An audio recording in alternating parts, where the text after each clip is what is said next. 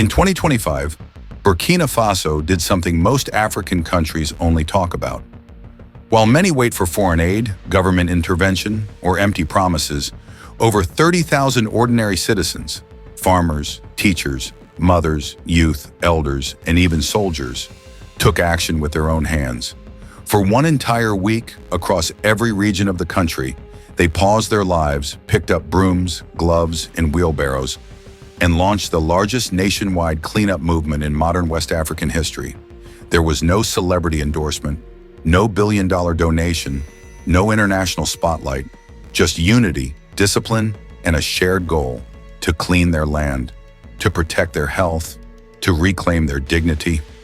At a time when many African nations are overwhelmed by urban waste, pollution, and failed systems, Burkina Faso reminded the continent of an old truth. We don't need permission to fix our own problems. We just need to believe in ourselves and start. This is not just about sanitation. This is about sovereignty, pride, and Pan-African power.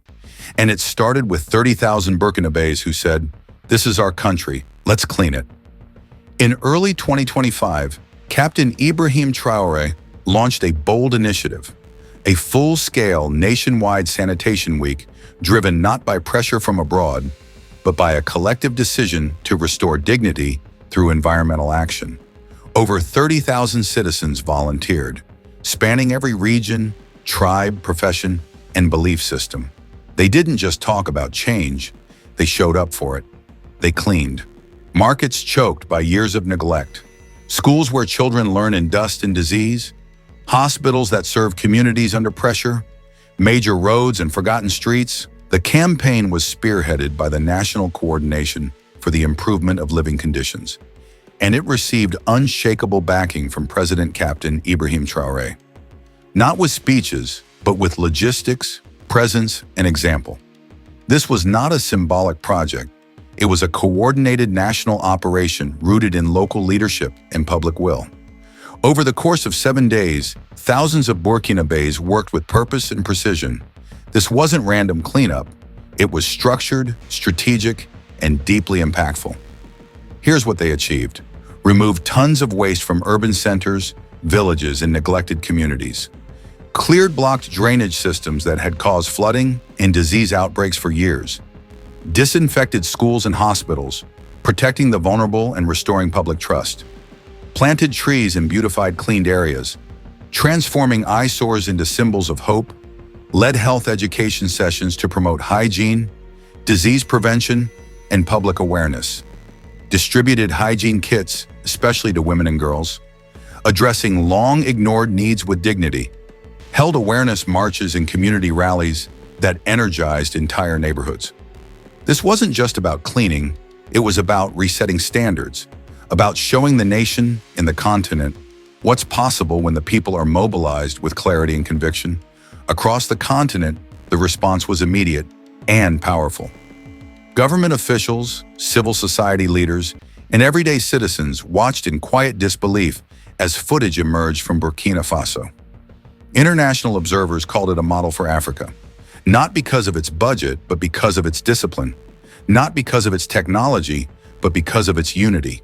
Development agencies and public health experts praised the efficiency, the grassroots organization, and the cross-sector collaboration. While some nations remain stalled in budget meetings, Burkina Faso reminded everyone of a basic truth. You don't need millions to make a difference. You just need a plan, the people, and the will to move. Not dollars, not donors, just courage, coordination, and commitment. Burkina Faso didn't ask for help. They became the help, and Africa took notice.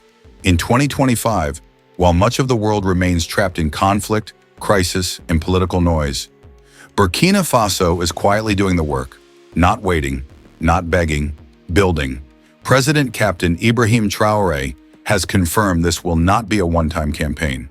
The overwhelming success of Sanitation Week has now evolved into a national policy, a monthly nationwide cleanup day led by the people, for the people. The momentum hasn't slowed down. It's expanding. Local governments are supplying tools, gloves, and transport support. Communities are transforming clean land into public gardens and shared spaces. Schools are teaching that patriotism isn't theory, it's service. This is not just about cleaning Burkina Faso. This is about redefining nation building in Africa. And it's already happening. This was never just about trash. It was about transforming mindset into movement. It was about a nation realizing no one is coming to fix it, and no one has to, because the future of any country is shaped by the people who show up.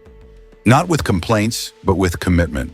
As President Ibrahim Traore put it, we may not have all the riches, but we have hands, hearts, and hope.